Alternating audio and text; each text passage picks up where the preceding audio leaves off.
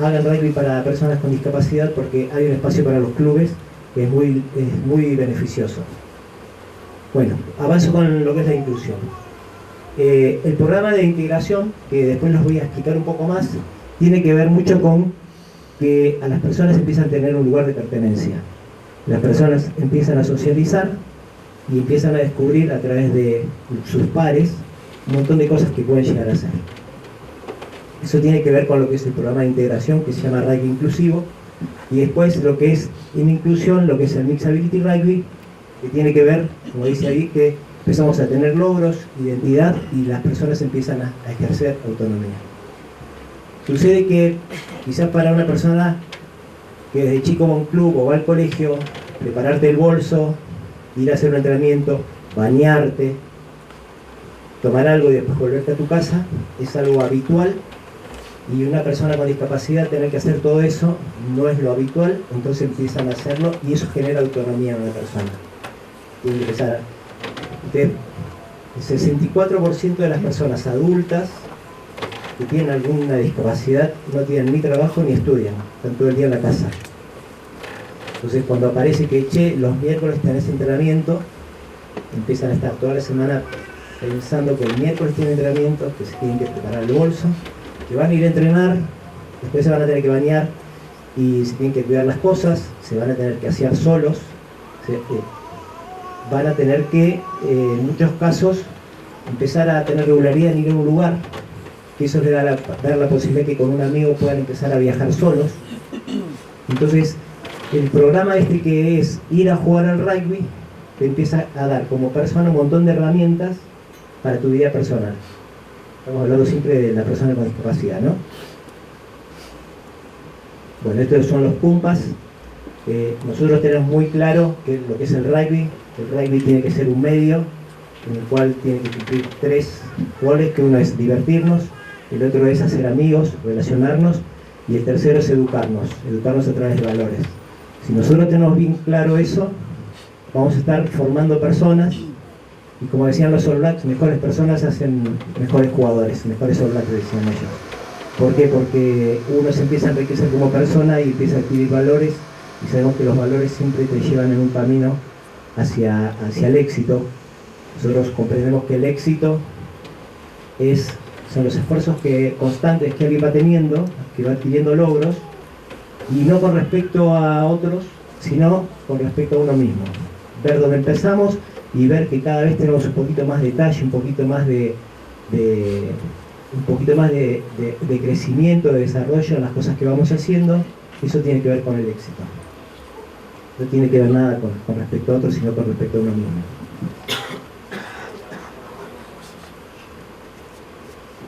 En el Mixability es muy importante, hay personas de apoyo, porque muchas de las cosas que hacemos, hay muchas personas que no pueden o que nunca lo han hecho y tienen que aprender cosas. Entonces, las personas que saben hacerlas, las actividades que se van haciendo o las cosas que van sucediendo, tienen que ayudar al resto.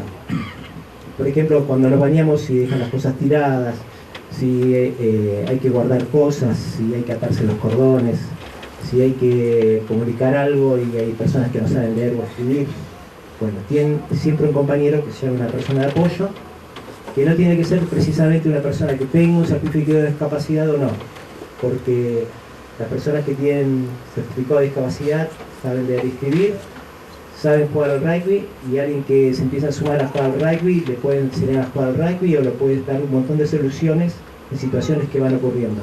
Lo importante de todo esto es que en el Mixability, al haber muchas necesidades, todos los que participan tienen que empezar a aprender a detectar que el otro tiene una necesidad y que yo soy la respuesta y la solución para esa persona.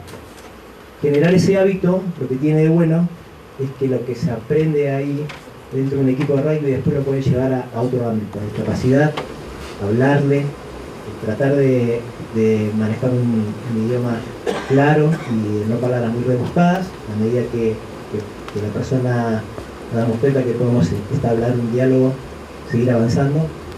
Dice que el trato adecuado con las personas con discapacidad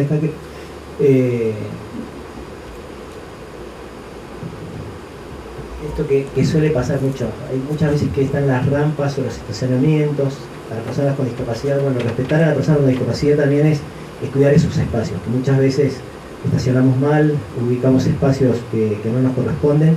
Es tratar de ser un poco empáticos con todas las personas, ¿no? Antes de ayudar a una persona que vemos que tiene una discapacidad, preguntarle si realmente necesita ayuda, no entender por qué alguien tiene una discapacidad no puede hacer algo, sino preguntarle si realmente necesita ayuda y si quiere recibirla. Siempre hablo de la persona que tiene que cruzar la calle, tiene que ver con lo que hablábamos de que la inclusión es acción. Muchas veces vemos a la persona que tiene que cruzar la calle, está el semáforo, es ciega, y lo que estamos pensando cómo va a hacer para cruzar, siempre hay alguien que le pregunta si quiere que lo ayuden. En ese caso la persona le dice, bueno, yo te tomo el brazo, le pregunta cómo quiere que lo ayude. Pero bueno, un poco ese hábito de generar, de decir, bueno, hay alguien que tiene una necesidad, yo poder ayudarla. Eso tiene que ver con que hay inclusión, que uno determine que hay una necesidad que puede ayudar a esa persona. Centrarse en las capacidades y no en las limitaciones. Y esto lo quiero pasar porque quería ir un poco más acá.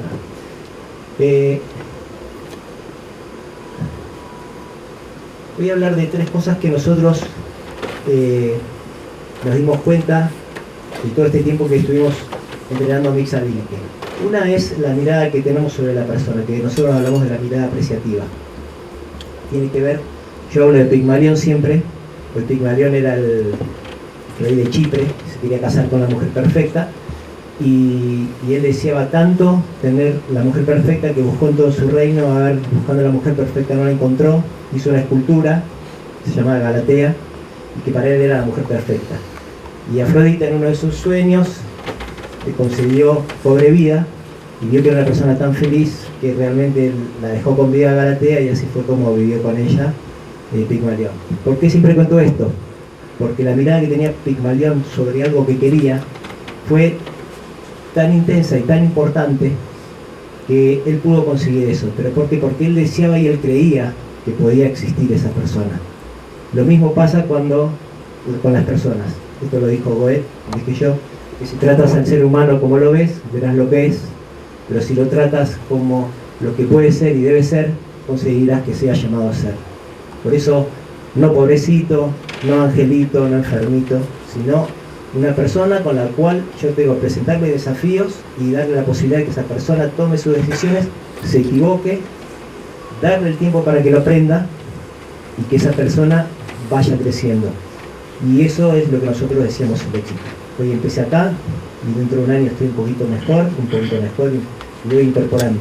Pero tienen que tener esas posibilidades de que las personas crean en que la persona puede lograr cosas. Y por un momento me salgo del papel de personas con discapacidad y digo, ¿qué hacemos nosotros con nuestros hijos? ¿Qué hacemos nosotros con los chicos que entrenamos en un club?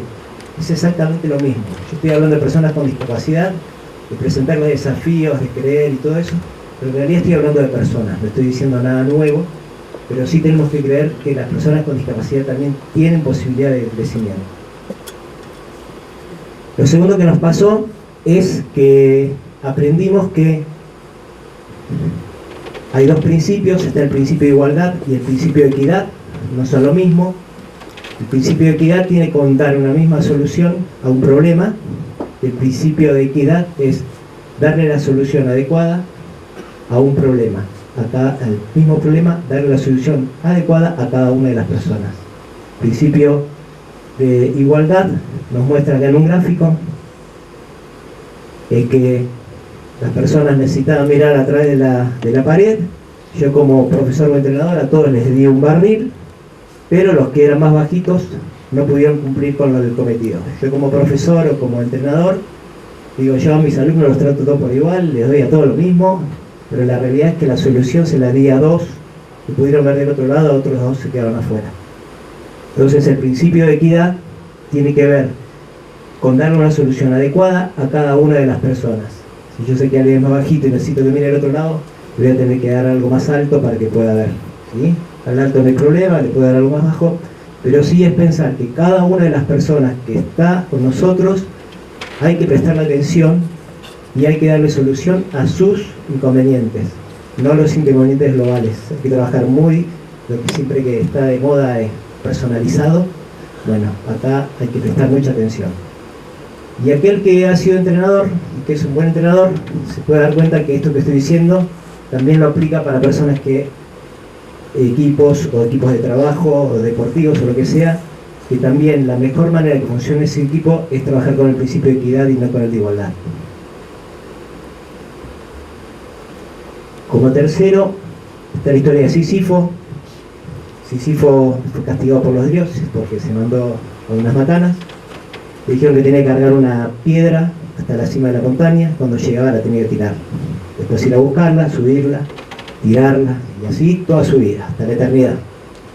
Entonces Sísifo, que tenía el poderío físico y todo, lo hacía, pero lo que pasaba con él es que llegó un momento que empezaba a pensar, decía, esto subo, le tiro, la verdad esto no tiene sentido. Y muchas veces a las personas nos pasa, a las personas con discapacidad más todavía, que no tiene sentido las cosas que le dicen en la casa, que le dicen sus amigos, la gente que está a su alrededor. Comer menos porque te hace mal, vamos a pasear, y uno dice, ¿qué voy a pasear si yo me reaburro en ese paseo? Pasean ustedes, yo me aburro. Y así un montón de cosas que suceden. Entonces, lo que nos dimos cuenta es que cuando empiezan a hacer una actividad y se preguntan para qué, empiezan a adquirir hábitos saludables. Porque, por ejemplo, si yo le digo a alguien, siempre le dijimos, come menos o come más sano, porque no te hace bien, cuando empiezan a hacer un deporte se dan cuenta que si comen mejor, se van a divertir más y la van a pasar mejor. Empiezan a darse cuenta que sus compañeros, hay muchos que se cuidan y la pasan bien, entonces empiezan a cuidarse con la comida, empiezan a adquirir hábitos saludables. Empiezan a hacer un deporte en el cual necesitan una indumentaria particular, entonces el día que le dicen, bueno, vamos a pasear al shopping, entran a un shopping y se van a la casa de deportes y no miran la camiseta de Messi, sino que van a ver botines de rugby, camisetas de rugby, empiezan a tener sus propios gustos y a disfrutar de esas cosas. Entonces, cuando empieza uno a hacer una actividad, empieza a encontrar el sentido a un montón de cosas que nos van pasando en la vida que nunca le prestamos atención. Y eso pudimos ver en muchas de las personas que se acercaban más por apunto. Otra cosa que nos dimos cuenta es que el tema del protagonismo. Y una historia muy sencilla, pero un chico con discapacidad chiquito volvía a la casa y le decía a la madre que iba a participar en la obra de teatro del colegio, fin de año. La madre decía, pero si vos pensabas, si vos hablás y no se te entiende nada, no tenés periodos de atención muy cortos. Entonces la madre como que no le contestaba y le obviaba lo que le estaba diciendo y le pasaba de largo. Pero llegaba la fecha y el chico siempre le decía lo mismo. Hasta un día le preguntó al hijo, bueno, contame un poco en qué consiste todo esto. Y el nene, entre todo, lo que le dice es que hay un grupo de chicos que va a estar haciendo la obra de teatro, otros van a estar colaborando desde atrás, y yo voy a estar en el grupo que aplaude cuando termina la obra. Entonces, es algo divertido, pero en realidad lo que nos damos cuenta es que el protagonismo tiene muchísimo que ver con el tema de la participación. Cuando uno participa en algo, y lo que nos pasa con los jugadores de Pumpa es que cuando participan se sienten protagonistas de la actividad, porque son protagonistas dentro de un equipo, son protagonistas dentro de lo que es una ronda final, donde se desarrollan, después vamos a hablar, habilidades como la de poder hablar en público, poder escuchar a alguien y sentir lo que está diciendo porque está hablando de uno, mantener una conversación con alguien, aprender a pedir perdón o a pedir disculpas o a agradecer. Ese tipo de cosas hacen que alguien sea partícipe de algo. Lo que decimos en un equipo de rugby es que es una 15ª parte del equipo. Bueno, el protagonismo pasa mucho por eso, porque uno encuentra un lugar donde puede ser. Y cuando estoy hablando de esto, de encontrar un lugar donde poder ser, no estoy hablando de una persona con discapacidad, no estoy hablando de un lugar donde yo como jugador, yo encuentro un lugar en Pumpas donde puedo ser porque comparto con mi hijo, porque ejerzo mi vocación de docencia y porque juego rugby, que es lo que me gusta. Y esto no tiene nada que ver con que soy solidario, que beneficio, que ayudo. Lo más importante es que yo estoy encontrando un espacio donde yo puedo ser. Entonces, no es el Mixability, no es un espacio donde uno va a dar, sino que es un espacio donde uno se va a sentir bien y encuentra un espacio donde poder ser.